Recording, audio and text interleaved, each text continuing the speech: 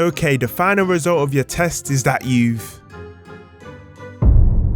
Now, if you haven't watched part 1 to this video, I highly recommend watching that video first so you can understand all that went down up until this point. I'm gonna leave a link in the description.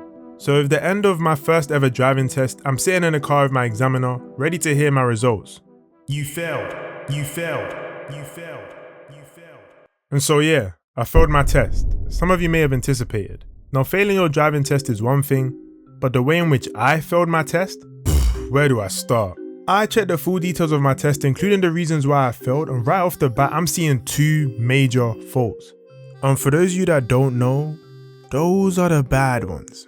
Those are the ones that can make any old deer turn into Rudolph real quick, if you catch my drift. Apparently, I also got marked down for speeding, which to this day, I don't know how that happened. Like, did my brain just not compute that there's literally speed signs everywhere? So yeah, I didn't just fail my test, but I failed with some confidence because, like I said in the first video, I felt like the test went pretty good. Like, I didn't kill anybody, and I thought these examiners wanted people to pass, so I guess I must have been so bad that I left my examiner with no choice. So now you're probably wondering where I go from here, and to be honest, I didn't even know myself. I had spent so much bread on lessons up until this point, but I could have fed the 5,000 myself if it weren't for these lesson fees. So I was pretty much ready to call it quits for the time being until he showed up. He being my good old friend, Kenny.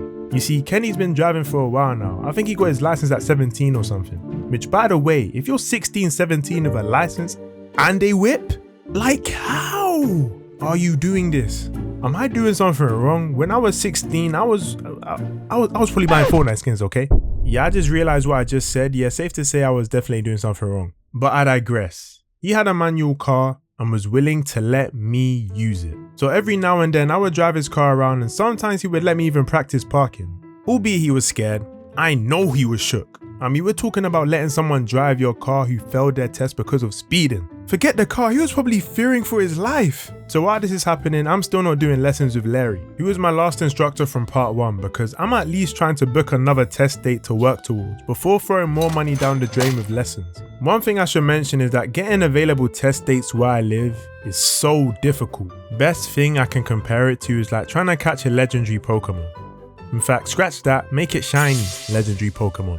Oh, wait, you're blindfolded as well? Oh, what's that? Oh, you lost your Master Ball? Okay. So needless to say, it's pretty much a lottery. And one day I managed to finally win it. Your boy got another date booked for a test. This was finally my opportunity to emerge from the driving test shadows and make things right. So I hit on my previous instructor Larry, as well as still occasionally being lended a hand by Kenny. And I got straight down to business.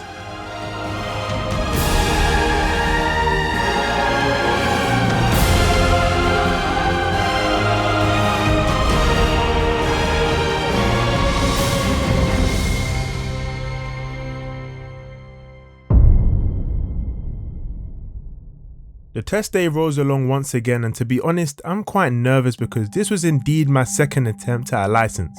After a relatively lackluster turn of events the first time around, I was thinking if I fail again, I might just have to accept my fate as a passenger princess, or even worse, ride a bike.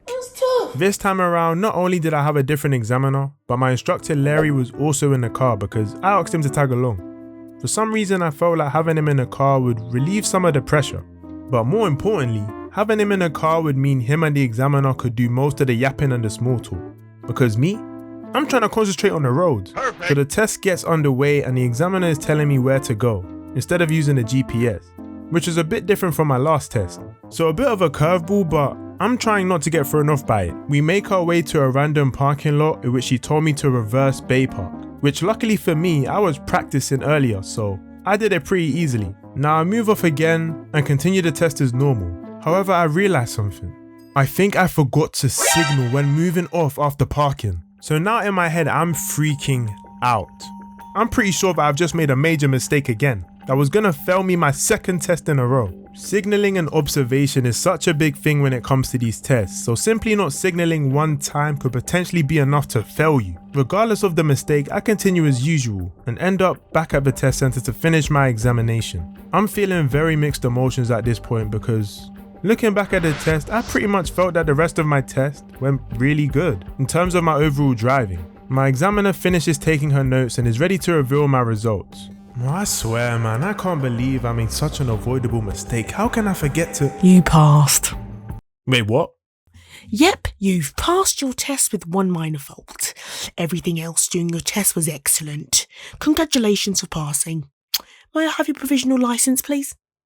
And I finally got my license soon after through the post. Anyway, shout out to Larry, shout out my boy Kenny.